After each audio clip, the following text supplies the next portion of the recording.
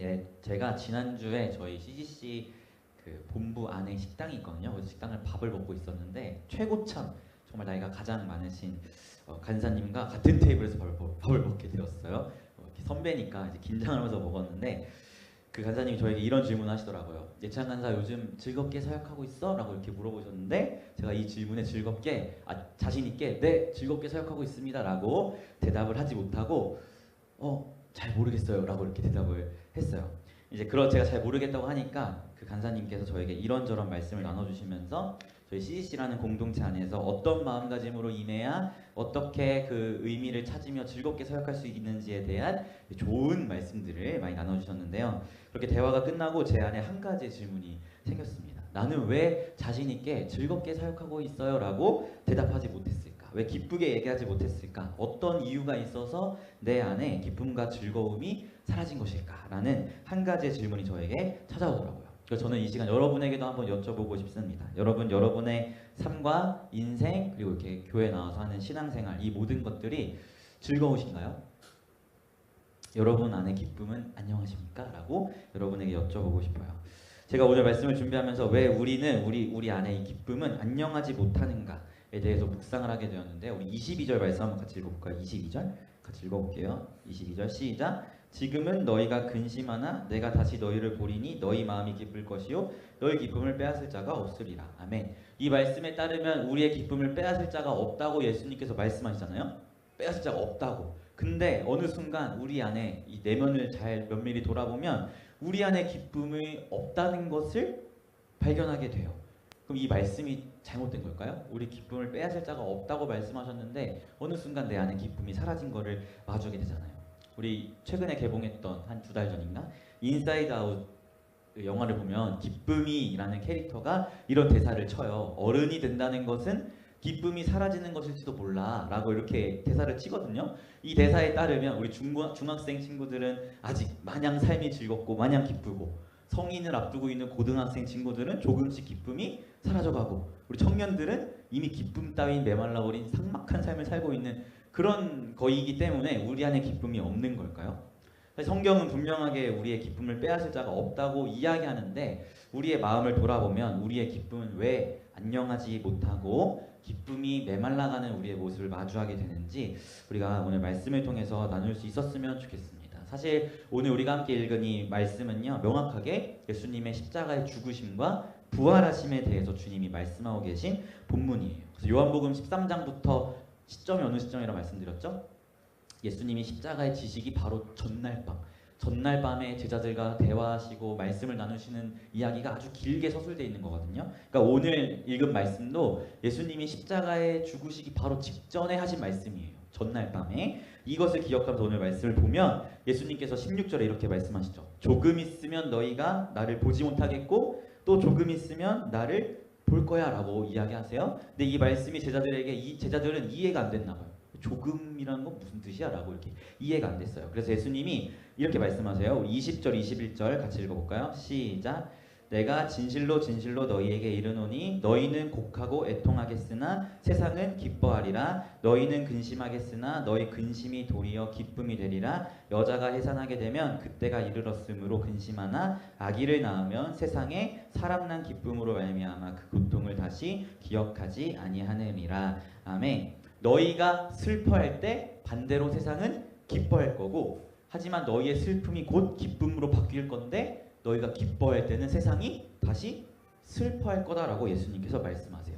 그러면서 마치 여자가 아기를 낳기 전에 출산을 앞둔 여자의 입장에서 되게 무섭잖아요. 아이를 낳는 게. 그래서 엄청 무서워서 두려워하지만 막상 출산을 하면 그 두려움과 아픔보다 아기를 태어나게 한 그 기쁨이 더 가득한 것처럼 이런 일들이 너희에게 있을 거야 라고 예수님께서 말씀하시는 거예요. 이것이 무엇을 의미하겠어요? 지금의 어느 시점이라고요? 예수님이 십자가 지시기 바로 전날 밤. 조금 있으면 너희가 날 못 봐 라고 이야기하는 게 바로 예수님의 십자가에 죽으시고 무덤으로 들어가신 것을 의미하죠. 그러면 예수님이 조금 있다가 다시 나를 볼 거야 라고 말씀하시는 건 어떤 걸 의미하는 거겠어요? 예수님의 부활하심을 의미하는 거예요. 이거를 우리 예수님의 말씀에 대입해서 생각해 보자고요. 세상 사람들이 유대인들이 예수님을 십자가에 못 박았어요. 그럼 예수님의 제자들은 슬퍼하겠죠. 예수님이 죽으셨으니까. 하지만 세상 사람들은 기뻐해요. 예수께서 죽었으니까. 하지만 예수님이 부활하시면 예수님의 제자들은 다시 기뻐해요. 하지만 세상 사람들은 곧 슬퍼하겠죠. 이것을 예수님께서 말씀하고 계신 거예요. 즉 예수님께서 십자가에 죽으사 무덤으로 들어갔지만 3일 만에 다시 부활하셔서 제자들에게 나타나시고 이것이 제자들에게 큰 기쁨이 될 것이라고 예수님께서 말씀하시는 것입니다. 그것을 두고 예수님께서 이렇게 말씀하세요. 우리 22절 말씀 다시 한번 읽어볼게요. 22절 시작. 지금은 너희가 근심하나 내가 다시 너희를 보리니 너희 마음이 기쁠 것이요 너희 기쁨을 빼앗을 자가 없으리라. 아멘. 세상이 빼앗을 수 없는 기쁨의 정체가 사실 뭐예요? 오늘 말씀을 통해서 봤을 때 내가 좋아하는 남자가, 내가 좋아하는 여자가 나에게 주는 뭐 그런 기쁨인가요? 아니죠. 세상이 빼앗을 수 없는 기쁨의 정체는 바로 예수님의 부활하셨다는 이 소식이 세상이 빼앗을 수 없는 기쁨의 정체였다는 것을 오늘 말씀을 통해서 보게 되는 것입니다. 왜 예수님의 부활이 세상이 빼앗을 수 없는 기쁨이 될까요? 왜? 왜냐하면 예수님의 부활하심은 예수님만의 부활이 아니기 때문이에요. 예수님의 부활은 곧 하나님의 자녀이신 여러분들에게도 동일하게 적용되는 것이 예수님의 부활입니다. 예수님께서 부활하심으로 우리를 얽매였던 사망 권세가 다 패배했어요. 이제 우리에게 약속된 것은 부활의 승리라는 것밖에 없습니다. 지난주에 제 여자친구가 갑자기 광주에 다녀와야 된다고 얘기를 하는 거예요. 고향이 광주거든요. 무슨 일인가 들어봤더니 여자친구가 중고등부 때 저처럼 담당하시던 목사님이 갑자기 운동하다가 심장마비로 돌아가셨다는 소식을 듣고 급하게 광주에 내려갔어요. 근데 여자친구에게 그 중고등부 시절의 이야기를 들어보면은 사실 그 여자친구와 그 목사님의 관계성이 저와 여러분의 관계성과 되게 비슷하거든요. 그런 얘기를 많이 들었다 보니까 그 목사님이 돌아가셨다는 이야기가 곧 저의 상황으로 대입돼서 이렇게 상상이 되더라고요.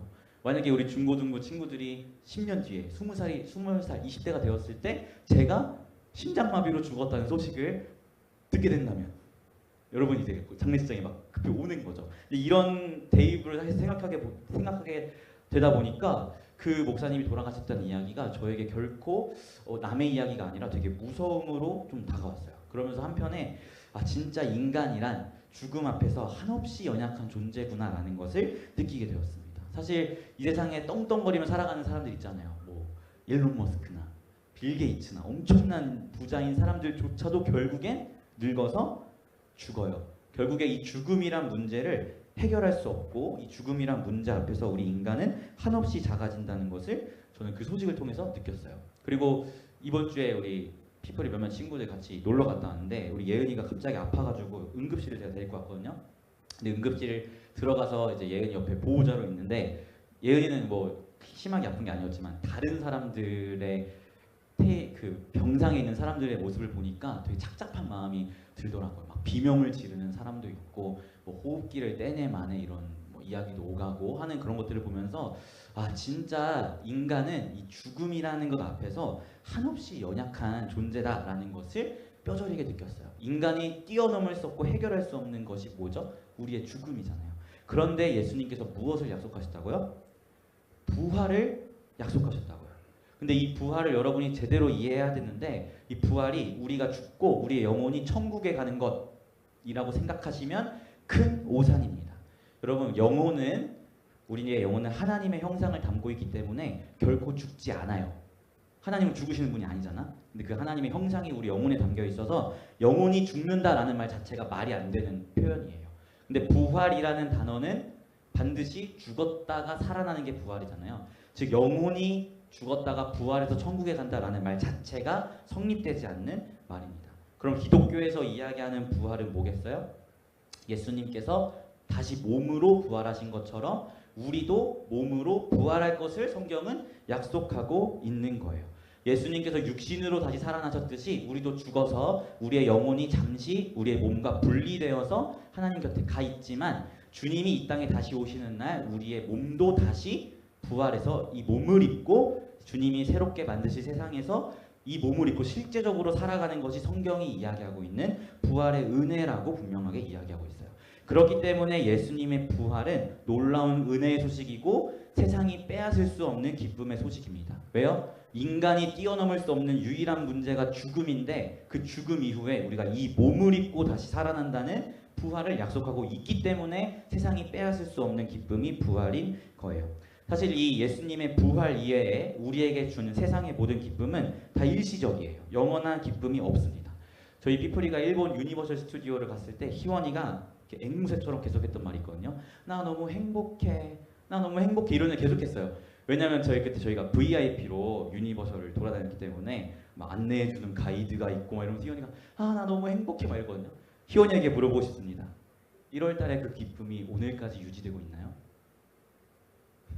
아니죠. 세상이 주는 기쁨은 다 일시적이에요. 제가 어제 오션월드를 갔다 왔는데 우리 수아가 그 다이빙 쇼를 하는 공연의 시간이 있었거든요. 근데 그 공연의 구성이 어떻게 돼 있냐면 남자들이 막 몸 좋은 남자들이 우통 까고 다이빙을 해.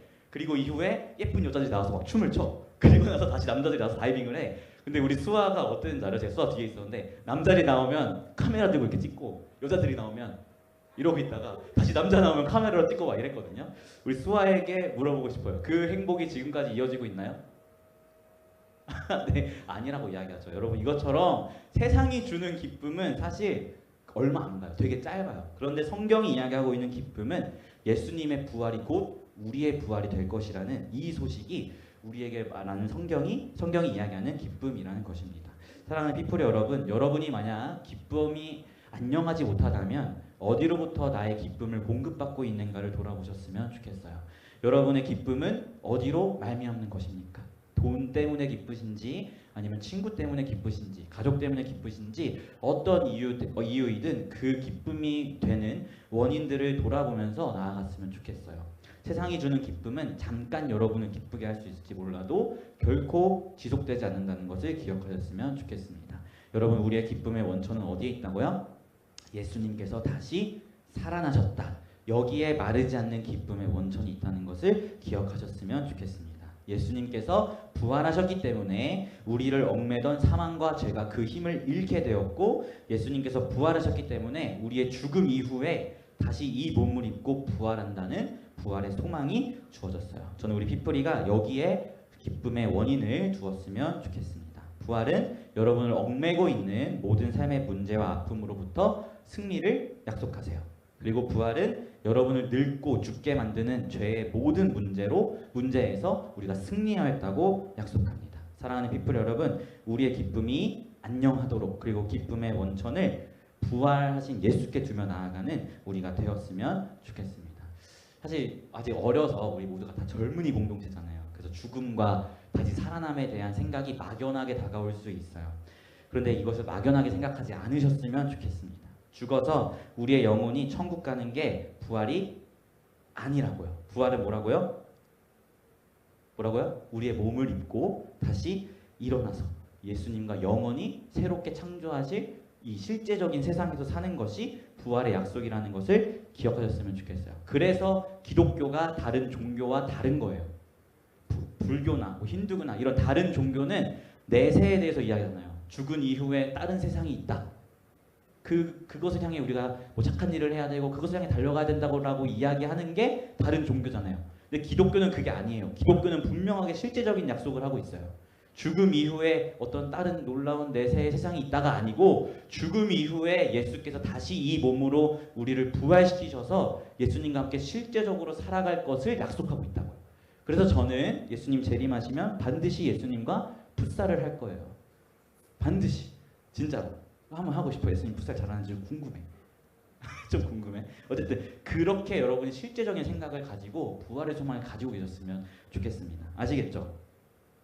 이해가 되죠? 그래서 우리 모두가 기쁨을 세상에 두지 않고 이 부활하신 예수님께 두며 나아가는 우리 피플이가 되었으면 좋겠습니다. 우리 마지막으로 22절 말씀 한 번만 다 같이 읽고 말씀 마치도록 할게요. 22절 시작. 지금은 너희가 근심하나 내가 다시 너희를 보리니 너희 마음이 기쁠 것이요 너희 기쁨을 빼앗을 자가 없으리라. 아멘.